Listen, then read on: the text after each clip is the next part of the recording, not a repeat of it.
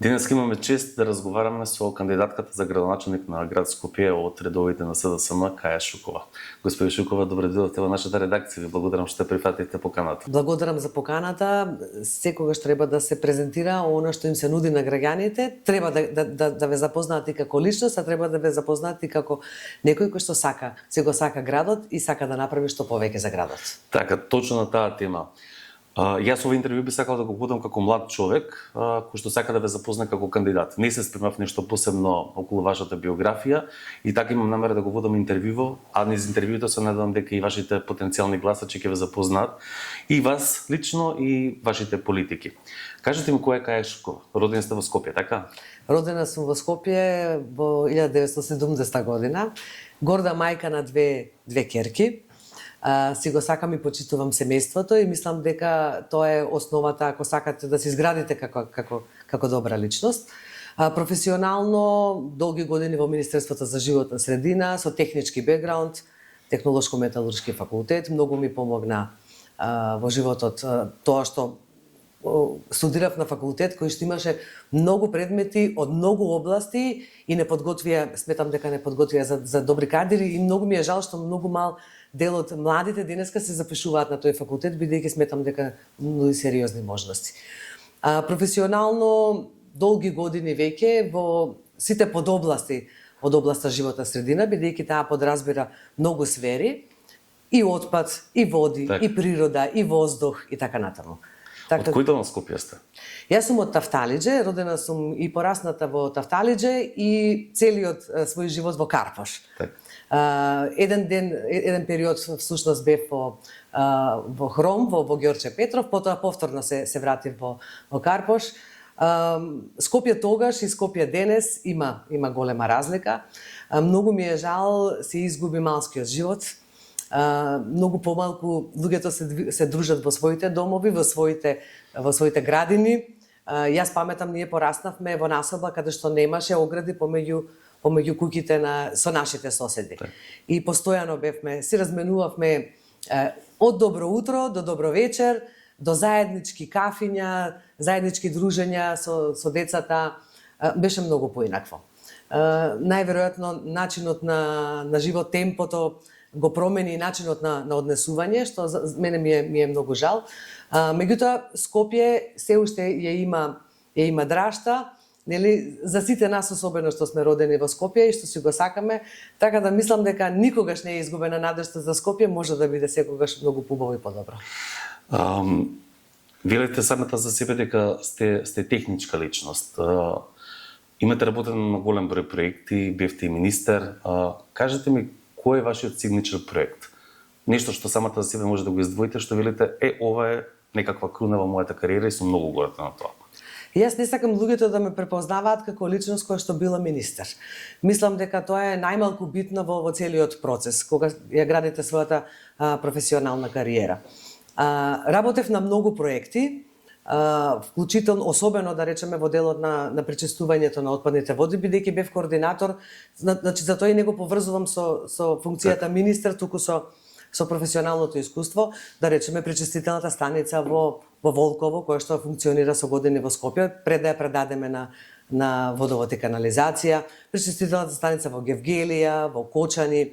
Работев на подготовка на системот за регионално управување со отпад во државата и тоа ми е еден од подрагите проекти, бидејќи години наназад немавме напредок во тој дел.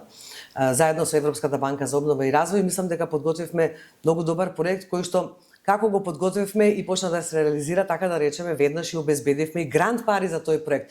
Имате многу можности и механизми кога работите на еден процес да ги имплементирате и мислам дека така треба да се размислува кога се пристапува кон било кој проект и кон било кој процес. Сум работела многу проекти за водовод и канализација, на проекти во делот на заштита на природата, дали биле системски промени, дали биле конкретни промени, во делот на намалување на загадувањето на воздуха, ама сега зборувам од ниво на држава, не зборувам од локално ниво. И тоа е нешто што веќе некое време се обидувам да им го објаснам на граѓаните. Мора да направат разлика што е централна политика и што е локална политика. Јас години бев во централната политика. Сега се надевам дека граѓаните ќе ми дадат можност да бидам дел од локалната политика. Сметате ли дека тоа е предност, затоа што го знаете државниот апарат и механизам како функционира? Сметате ли дека тоа е ваша предност да може полесно да менаџирате со локалните процеси? Да, сметам дека градејќи го искуството во годините, бидејќи јас во првите години знаев многу малку, никој не може да каже дека нема искуство, дека знае многу.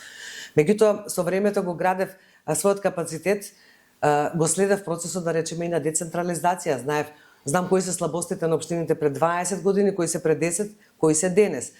Тие се процеси кои што мора да се надоградуваат, да се спроведуваат. За жал, во локалната самоуправа се уште гледаме дека процесот на децентрализација не е баш на нивото на кое што треба да биде. Дали се во прашање човечките капацитети, финансиските капацитети, знаењата, значи се заедно мора да се надоградуваат.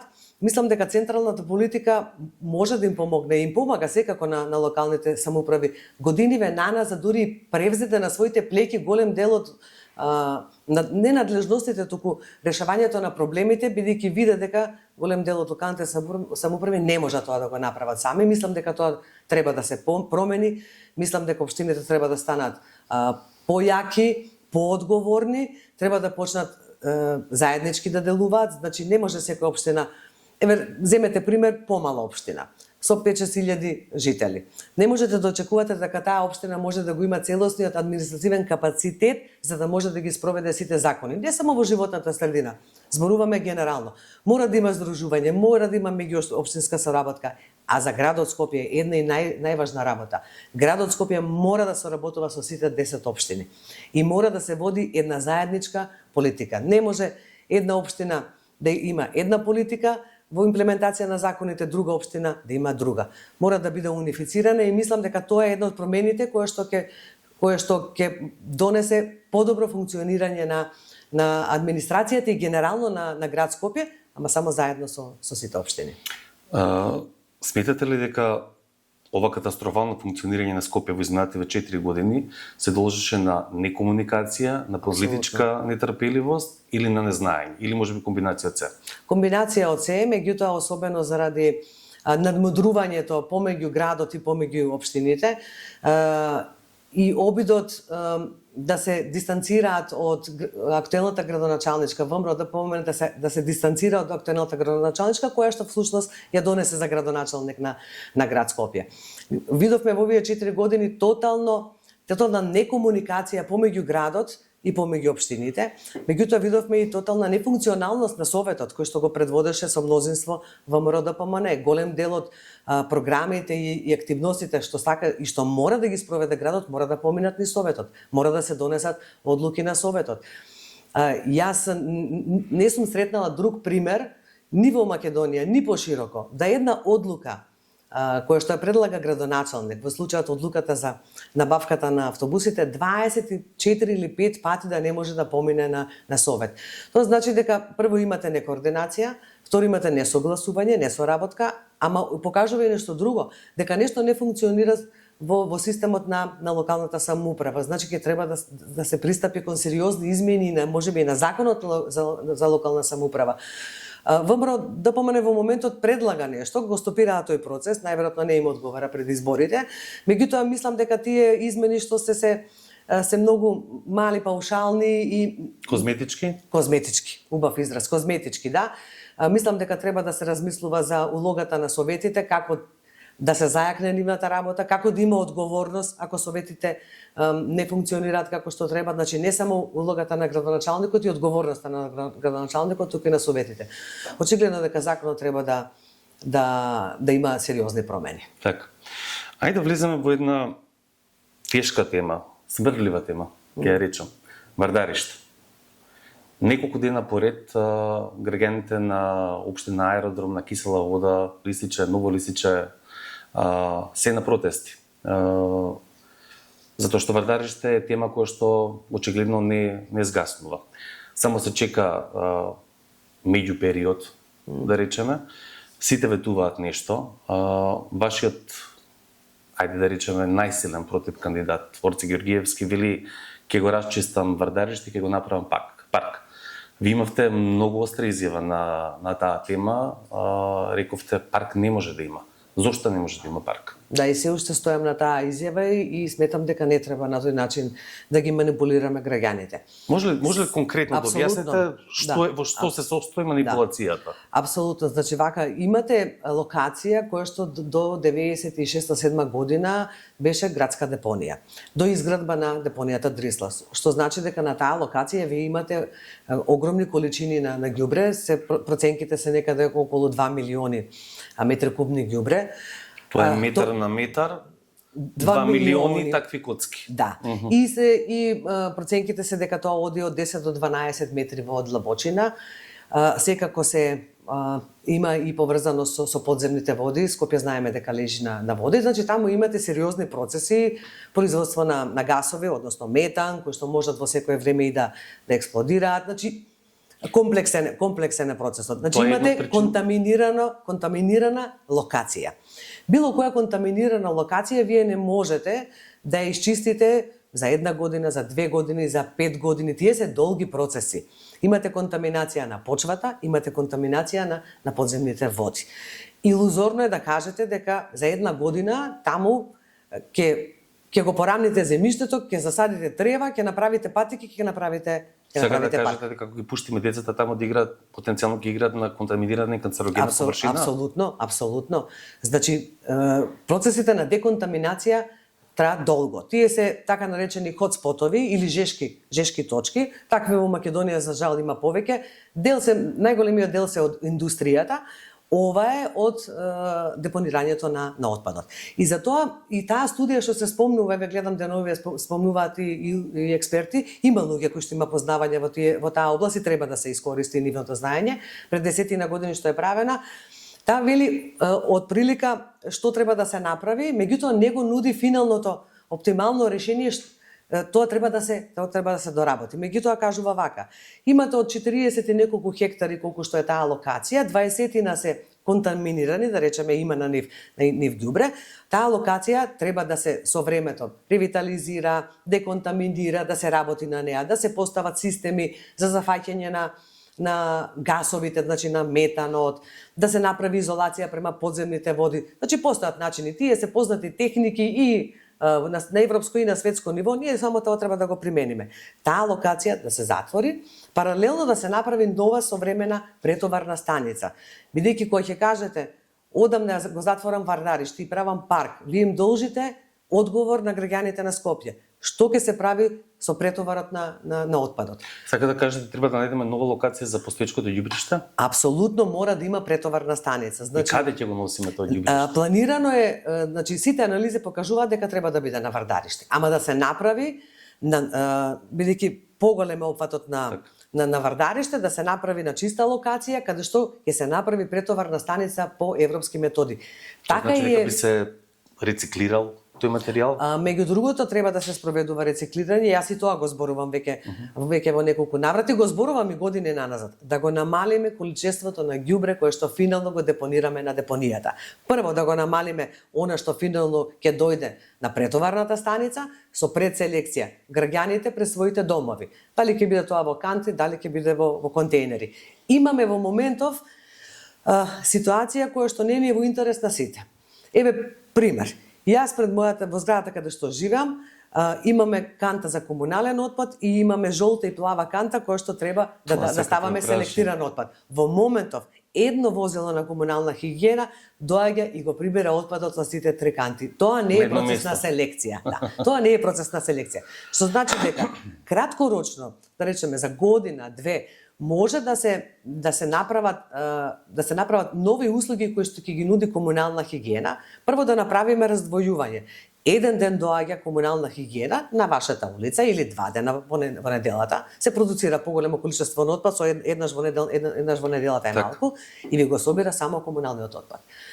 Со редослед и распоред кој ќе го знаат граѓаните.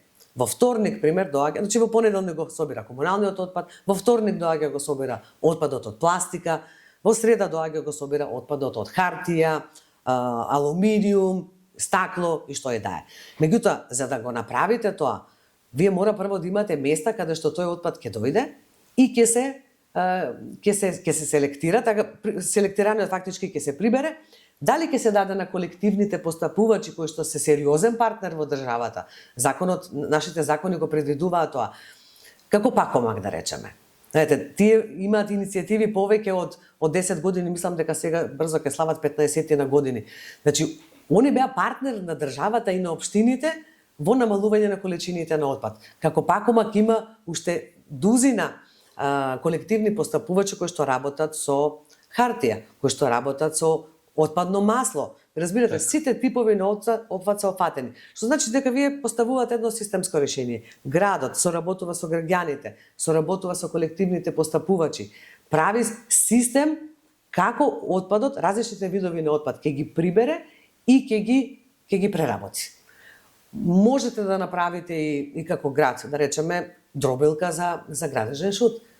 Тоа е пракса во развиените градови. И потоа, здробениот градежен шут, во случајот на Скопје го давате на улици и патишта, кога се прави санација или градба на нови улици. Тоа претпоставаме дел и од циркуларната економија. Апсолутно, тоа е таа кружна или циркуларна економија, која што кај нас е системски поставена во законите, ама за жал многу малку се спроведува на терен. Една од главните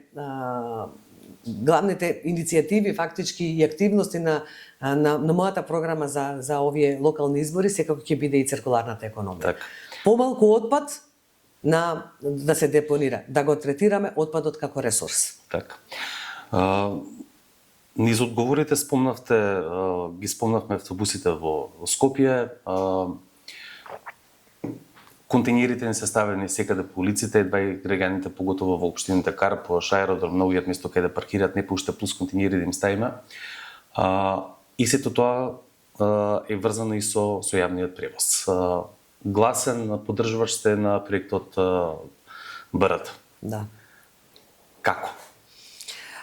Сметам дека тоа е единствено можно решение кое што ќе обезбеди брз, ефикасен и безбеден транспорт во Скопје за кратко време. Вака да подобјасниме. Се станува збор за две линии. Првата линија е од Ѓорче Петров преку центар до Новолисичево аеродром и тоа е исток-запад. Втората линија треба да биде север-југ. За првата линија се поминати сите постапки, вклучително и постапката за оценка на влијание врз животната средина, вклучувајќи ги економските и социјалните аспекти. Значи, Европска банка за обнова и развој е банката која што го дава заемот и има строги правила и процедури пред да одобри било каков проект. Точина веќе беше поминато. Беше поминато во времето на Петар Шилегов. Така и беше распишан тендерот, меѓутоа беше терминиран од страна на сегашната градоначалничка. Значи, за кратко време имате проект, имате тендерска документација и имате обезбедени пари. 40 милиони се за првата траса. Значи, од Ѓорче Петров до Новолисиче. Еве да речеме максимум да биде избор на изведувач, бидејќи тие се процедури кои што ги спроведува банката, година дена еве да се склучи договор со изведувач и во наредната година и пол до две првата линија може да биде готова. Тоа би значило некаде дека до 28 крај на 28 година по мене најреално може да имаме првата линија. 30 на километри предпоставувам. Таа е 12 километри, 12 нешто околу 13 километри во еден правец. Да. Има 20 и неколку 21 мислам постројки и некаде околу 29 или 30 на автобуси кои што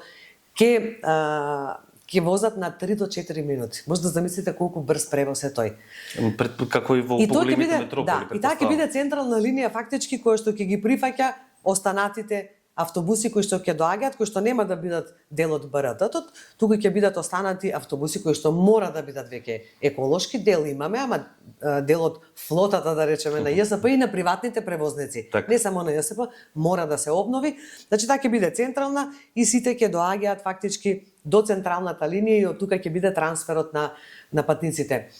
Проценетата бројка за трансфер на патници е некаде околу 60, мислам до 65.000, што е значителна бројка за градот Скопје. Така. Ајде да дојдеме некоја малце по-централна тема, бидејќи сите граѓани на Скопје го користат центарот на Скопје, така. Иако центарци се горди на својата општина. Така. Што правиме со Маларинг? Тоа е болна точка која што со децении мислам дека се провлекува како градска тема.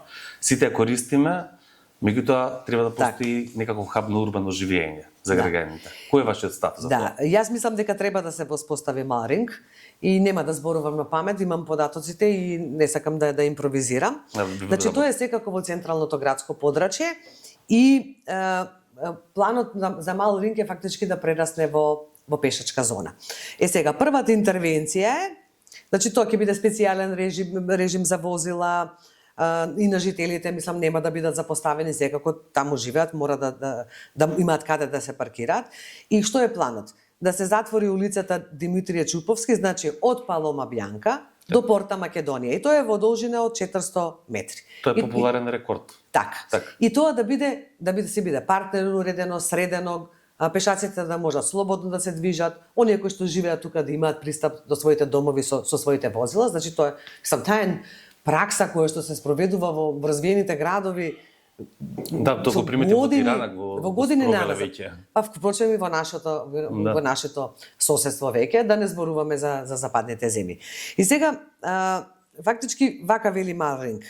Ќе се изврши прераспределување на автомобилскиот моторниот сообраќај, кој ќе се прелее делумно по периферијата на малиот ринг. Булевар Гоце Делчев, улица Филип II, улица Даме Груев и булевар ВМРО. А делумно транзитниот сообраќај поработ на големиот ринг. Булевар Климент Охридски, булевар Никола Карев, Крсте Петров Мисирков, Кочо Рацин, Свети Кирил и Методи. Значи вие правите режим во централното градско подрачје кој што ќе биде добар пред се за пешаците, а потоа ќе направите режими за движење и за возилата.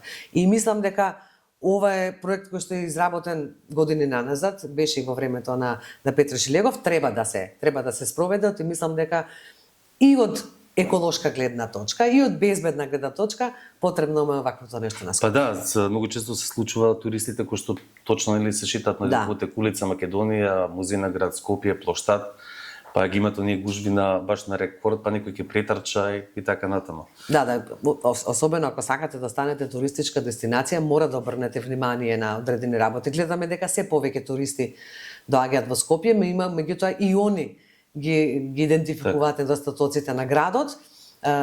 Често знаеме, јас поминувам често низ градскиот плоштад, бидејќи во близина работам, и гледам реакциите и на граѓаните и на туристите. Да речеме, кога веќе сме дека градскиот плоштад, мене многу ми смета сивилото на градскиот плоштад. Мислам дека треба да направиме нешто. Јас во неколку наврати кажав, јас деструктивно нема да видам. Најлесно да дојдете и да рушите. Кога зборувам за спомениците сега, нели, за Скопје 2014, ама и тоа што е направено, искрено да ви кажам, е уништено во овие години наназад. Ако веќе стојат, барем да бидат такви како што треба, функционални и малку да го разабавиме плоштадот. Ние мораме малку боја да донесеме на плоштадот, мора малку повеќе цвеќиња, мурали. Јас веќе најавив 100 мурали за Скопје. Мислам дека треба да им дадеме на креативните млади уметници да покажат колку си го сакаат градот и да ни го разубават градот. Мислите дека на тој начин ќе дадеме некаков плюс, идентитет, така? Апсолутно, апсолутно. Има многу мали работи кои што можат да го заживеат градот. Так. Да му дадат убав лик на градот. Прво, секако мора да се изчисти ѓубрето, мора да се санира постојната инфраструктура и тоа е една од работите за која што зборувам. Каде да се свртите околу себе? На секој тротоар му фали нешто, на секоја улица и фали нешто, на секоја жардинјера и фали нешто. Значи, имаме инфраструктура, не си ја одржуваме. Мораме да научиме, ама тоа ќе го покажат пример, ќе го покаже градот, ќе го покажат општините. И кога ќе покажат дека имаат одговорен однос кон инфраструктурата која што се гради со пари на граѓаните. Никој не ги носи парите од својот джеб, така? Ние се пари на граѓаните и никој не сме неодговорно да се однесува со парите на граѓаните. И затоа мора да има и транспарентност и отчетност, да има реални проекти кои што ќе му дадат добра функција на градот. И преку тоа ќе им дадат добра функционалност на сите жители на Скопје, кога ќе запалите возилото или ќе тргнете пешки од дома, од локација А до локација Б да стигнете прво сигурно, и кога патувате или кога се движите или кога возите точак да ви биде убаво. Кога веќе зборуваме за муралите и за разубување на градот, една од болните точки останува и Луна паркот. Десетици години се зборува за некакво решение, кој како ќе дојде вели јас ќе донесам проект, постојано гледаме проекти, некој парапетче се направи пред некоја година и тука стои. Луна паркот е истиот кога јас сум имал 7 години, тоа било пред 30 кусур години. Имате ли вие решение? Која е вашата визија за Луна паркот? Да не кажеме дека кога јас бев дете, јас сум многу повозрасна од вас. Да. Да, јас го паметам Луна паркот како едно од местата кое што ни беше за забава и за викенд родителите, ако не секој викенд, ама барем 2 пати во месецот на носеа во Луна парк. Направено идејно решение и многу е жалосно што овие 4 години не се помести од мртва точка. И тоа не само за класичен Луна парк, мислам секако треба да се променат реквизитите, тука и за малку пошироко мултифункционално решение кој што ќе им понуди повеќе забава на нашите најмлади. Пред 4-5 години фактички тогаш италијанска компанија направи, тие си познати како некои кои што прават многу убави функционални детски паркови, направено идејното решение. Мислам дека во тоа време и се обезбедени пари за да започне изградбата на паркот, меѓутоа со промената на градската власт и ово е еден од проектите кои што застана и мислам дека треба да почнеме таму каде што застанавме. Градски Луна паркот мора да се направи. Има многу, знаете како секогаш кога сакаме да направиме нешто, па луѓето почнуваат да коментираат, ама таму ќе се исечат многу дрва. Не, направено напротив, да не се исече нито едно дрво, да биде во рамките на постојниот парк и малку пошироко и да им понуди многу и нови содржини на најмладите. А сметам дека во моментов во градот Скопје има многу малку содржини за најмладите. Кога зборам за најмладите, зборам за оние што се до 10-12 години, баш нашите најмали и мислам дека мора сериозно да поработиме и на тоа. Едно прашање сега вака кој што прилично тангира па мојата генерација. Што правиме со градската администрација која што е комплетно нефункционална? Вие не можете да дојдете до решение за данок, пола се изгубени, пола се наплатени, пола се неплатени. Постои електронски систем кој што функционира, па не растне жил. Проблеми со наоѓање на паркинг, вадење на дозволи, паркирање диво. Што ќе правиме со градските предпријатија? Имате ли план? Има започнати се некои процеси на дигитализација, ама очигледно дека тој процес многу споро оди, не само на локално ниво, туку и на централно ниво. Спасот не е дефинитивно во дигитализацијата ама и нешто друго мора да се спроведе, мислам да се спроведе. Мора да станат, градската администрација мора да стане малку поодговорна во своето работење. Вие не можете да се однесувате кон граѓаните, како граѓаните да се тука за вас. Не, вие сте тука за граѓаните. И мора таков однос да градите. Јас тоа сум го видела таквото однесување и на централно ниво. Постојат начини како да ги научите луѓето да станат малце поодговорни и да се однесуваат малку поодговорно кон граѓаните, односно кон странките, бидејќи не се само физички лица во прашање, туку многу често се и правни лица. Мора тоа системски да се поработи, бидејќи покрај градската администрација вие имате и други кои што даваат услуги кон граѓаните. Тука ви еден водовод и канализација, тука ви е комунална хигиена, паркови и зеленило, јавното предпријатие ЈСП. Кај сите мора да има промени. Во начинот на работење, во начинот на однесување, во начинот на давање на квалитетна услуга. И тоа може да се спроведе на повеќе начини. Еве да речеме, можете да ги мотивирате и со награда, да речеме, оние кои што најмногу ќе станат одговорни и ќе им помагаат на граѓаните да ги наградите, оние што најмалку тоа ќе го прават, да го казнете. Тоа, впрочем, секаде функционира така. Ние некако станавме многу летаргични. Стана летаргична и администрацијата, а граѓаните почнаа да викаат, знаете како, прво вртите телефон кога треба да одите да си обезбедите услуга. Таа пракса мора да престане. Значи, тоа мора да биде редовна односот на администрацијата кон граѓаните, издавањето на дозволите, на што и да е, на решение, еден имотен лист, било што, мора да биде пракса која што ќе биде брза и ефикасна. И јас секогаш велев, не е работата да дигнете телефон за да завршите работа. Не, треба тоа да го направите електронски, таму каде што може, или да добиете срдечен однос прво од службеникот кој што стои на шалтерот и да ви ја даде бараната услуга. Едно мало подпрашање, што правиме со Скопје град на Европски град на културата? Тоа е сериозна тема, бидејќи тоа е во 2028 година.